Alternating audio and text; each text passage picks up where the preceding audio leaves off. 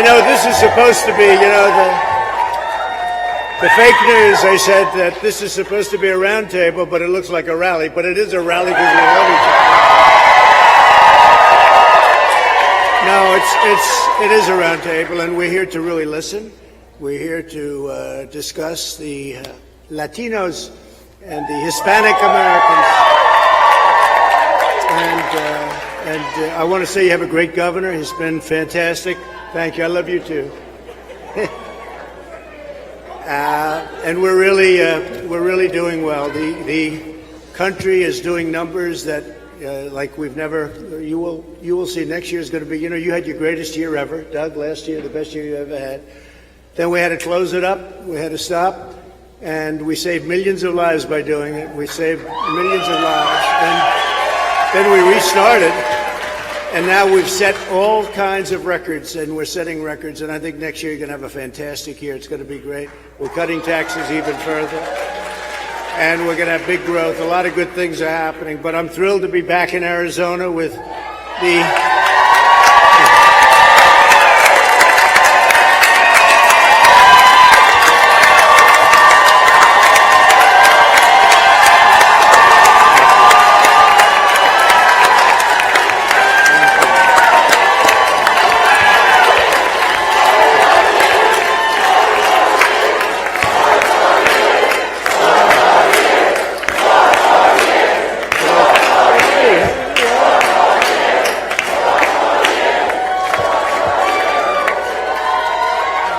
By the way, I just looked. I see Artie over here. You've done a great job with that. How's Albert? Is he good? Huh? Good guy. He's a good guy. Good job, Artie. So it's really great to be back.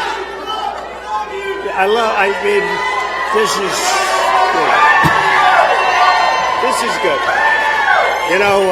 This is what the polls are all saying, too. As a Republican, Republicans don't do as well as perhaps they should, and probably some shouldn't do very well, but the polls came out, and we're leading Sleepy Joe by a lot. So it's a great honor to be here. But we're here to discuss my administration's unwavering devotion to Hispanic American communities. Hispanic Americans embody the American dream, and they are great business people, like this guy right here. They're great business people. Great business people. I know that because I've had to compete with them. They're not easy to compete with. I want to say that. Hispanic Americans strengthen our nation beyond description. You protect our nation as brave members of the military and as members of law enforcement, great members of law enforcement. You uplift the communities and promote our shared values of faith and family, community, hard work, and patriotism. It's really you're an amazing group of people, and I love you, and we're taking care of you, and I'm never letting you down. You'll never let you down.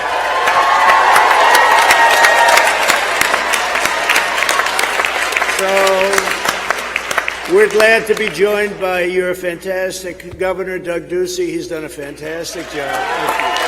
He's done a great job. Thank you. He really has. It's been incredible. And thank you, Doug. Thank you very much, Mr. President. Also, thanks to Arizona Republican Party Chairwoman Kelly Ward.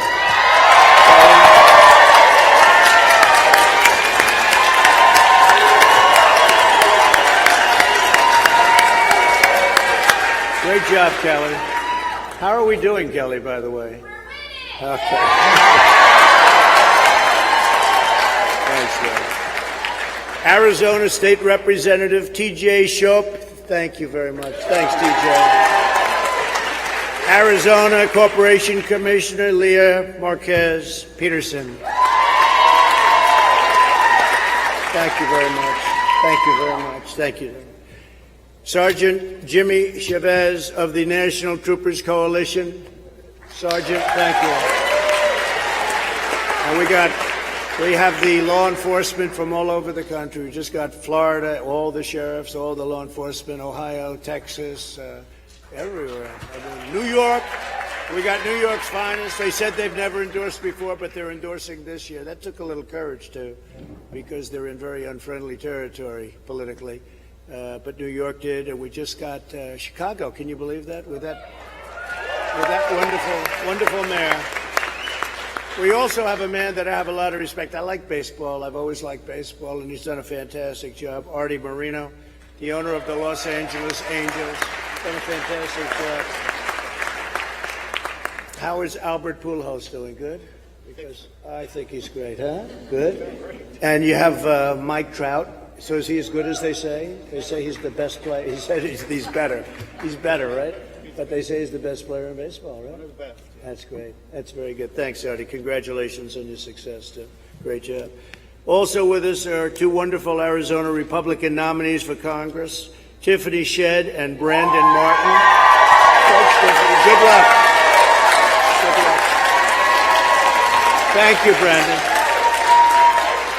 And you have my complete endorsement. You know that. Complete and total, as I say. Complete and total. Okay? And we'll be out working with you. We'll be helping you a lot. I hear you doing, both of you doing really well. Very important. And Doug is working hard on that. Thank you very much. Joe Biden spent 47 years selling out the Hispanic American community, sending your jobs to China, raising your taxes, surging regulations. I don't know. It doesn't sound too good to me. It's coming up once every 3-4 days. I've been in every state. I've been in so many states the last few days. Yeah, well, you need a lot of energy to do this job properly. You can't be sitting in your basement for 4 days and come out. No, and then he comes out, and I like Delaware. I think Delaware is a good place, but you got to leave it on occasion. You know, I mean, it comes out. And remember, he didn't, you know, they say that his home state is Pennsylvania. No. He left Pennsylvania when he was young. It's not his fault. His father left, okay, and his mother. They left Pennsylvania when he was very young. And we just had a great ruling. Doug and I were talking just literally minutes ago. A federal judge, a very prominent, a very respected federal judge came out and ruled that they can't shut the state down any longer. It's too much. They can't do it. Right. He said it was unconstitutional, and it was a great day. And we hope that's going to happen in North Carolina. We hope that's going to happen in North Carolina. We hope it's going to happen in Michigan, too, because it's just totally shut down. Well, you know it's going to happen. On November 4th, they'll open up everything. They're just doing it. On November 4th, they'll announce everything's open now. You know, we were only kidding. The fact is that November 4th, you're going to see it's going to all open up. It's going to all open up. It's politics.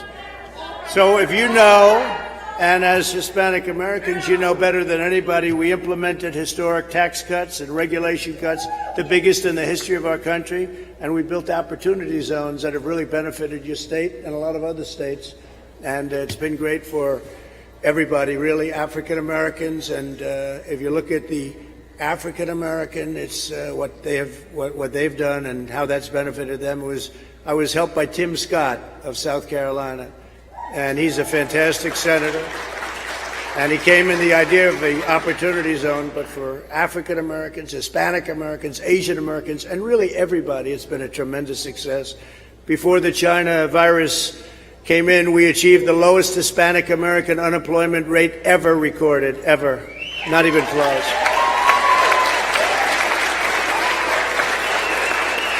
Over 600,000 Hispanic Americans were lifted out of poverty in that short period of time. That's a record. All records, Hispanic American ownership, home ownership reached an all-time high, and that includes Artie's home, okay? That includes the home. Okay, that must be a nice home. I want to see that home.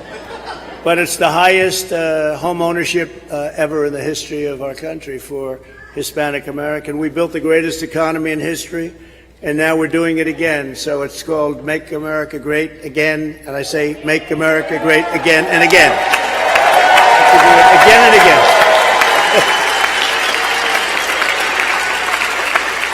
And we added, as you've probably heard, we added 3.3 million jobs for Hispanic Americans in the last 4 months. That's a record. So we're coming back very, very strong. I call it the Super V. In July, I launched the White House Hispanic Prosperity Initiative to improve access to education and economic development and opportunity for all Hispanic Americans. It's been a very big success. We have great people on the board. And we have that Biden would, as you know, terminate this recovery because if a doctor said, let's shut it down, we have all these records. We have retail sales records, everything. He said he'd shut it down. Can't shut it down. Peaceful protesters. Have you seen his peaceful protesters? These are not. They'll rip down your community. Many of these are Hispanic American small businesses, stores, shops, and they rip them down and they call it peaceful protesting. You see some of these reporters on television, they're saying, yes, this has been a peaceful protest. And over his shoulder, you know, it's a pretty famous clip. The entire city is burning down. And these are all Democrat mayors, super liberal usually, but Democrat mayors and governors. Republicans are doing very well. Republican cities and states are doing incredibly well. We're at records. We have been at records. We will be at records. And we don't have anything like this. Nobody's ever seen anything like this. And we've sent the National Guard into Minneapolis, and we ended it after a week and a half. They should have called it sooner. We would solve the problem in Portland in, I say, less than a half an hour. It would be solved. But they don't want to call us that. They don't want to call us in. And every place we've gone, we solve it immediately. We just, Seattle is an example. They took over a piece of the city, and we said, what are you doing? And we complained. We said, it's okay, we have to go in because we're supposed to wait. We're going in tomorrow. And we informed them we're going in. As soon as we did that, they had people go in, and these wise guys gave up. The so-called protesters, they gave up. They're anarchists. They're not protesters. They're agitators, and they're anarchists. So you see what happens with the anti-police rhetoric from that whole group of Democrats and their supporters. They're endangering our law enforcement. We love our law enforcement. Many of the law enforcement.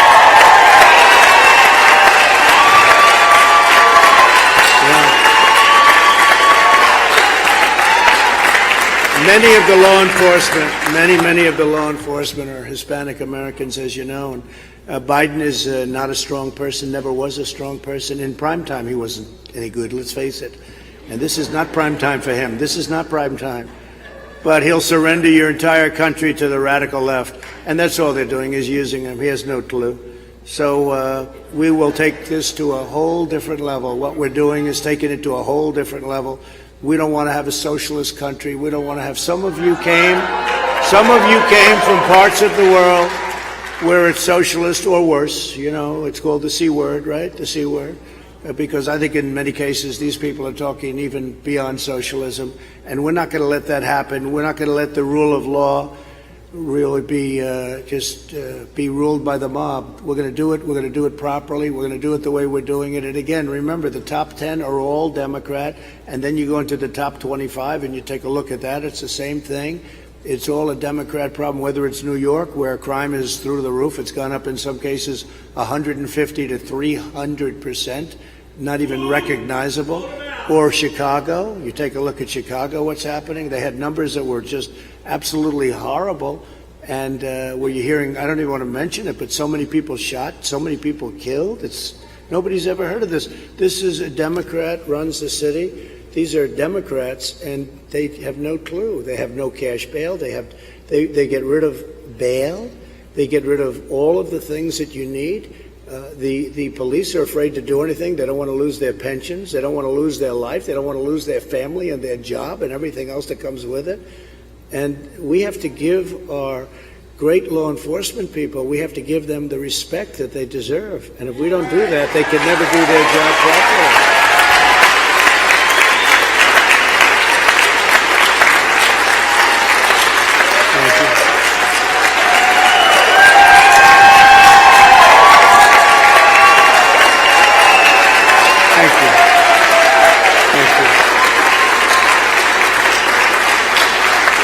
Thank you very much. And just in closing up, and I just say a few words more because it's so important to me, and your community is so important to me. But many Hispanic Americans came here to pursue the American dream, right?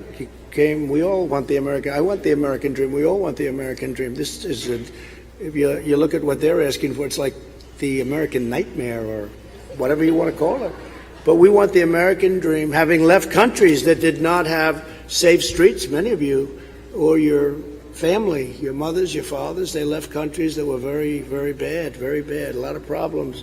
And if we let this go on, you'd have that. And, you know, I often say we're not going to be another Venezuela. We love the people of Venezuela. We have tremendous support in Miami from Venezuelans and Cubans. We're not going to let that happen to our country. Nobody wants it. And you know who wants it least is Hispanic Americans. They want to see it less than anybody because they know about it more than anybody. And so we're not going to let that happen. Biden wants to take away your police. He wants to, I wouldn't say defund in his case, but I will tell you some of his compatriots want to defund your police. Let's face it. They want to defund your police. They want to take it away. I don't know who's going to do the job when they call up at night. You saw the commercial where you call up and they say, murder, I'm sorry, we won't be here for 24 hours. And then they say, I'm sorry, rape, we won't be here for about a week. We'll call you back in a week. And this is what you'll end up with. We can't do it. We have to treasure our law enforcement, and we have to let them do what they're good at.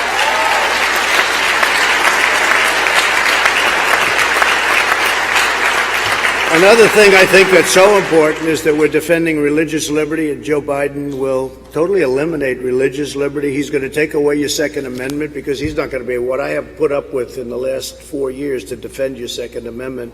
But you have to have your Second Amendment, and they're going to at least obliterate it. They're going to at least obliterate it. They're going to abolish school choice. They're going to abolish charter schools, and we're going to put charter schools all over wherever we can. We have so many people doing so well, and school choice.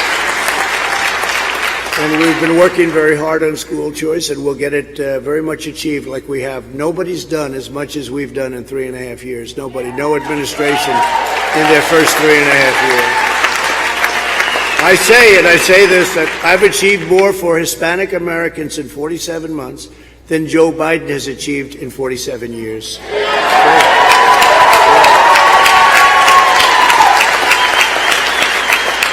They don't call him Sleepy Joe for nothing, okay? But a vote for Republicans this November is a vote for the American dream, and that's all I have to say. I just want to thank you very much. I want to thank you very much.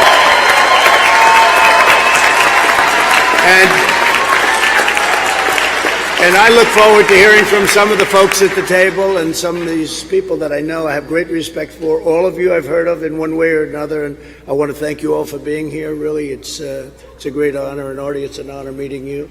And maybe we'll start with our governor, our great governor, and Doug.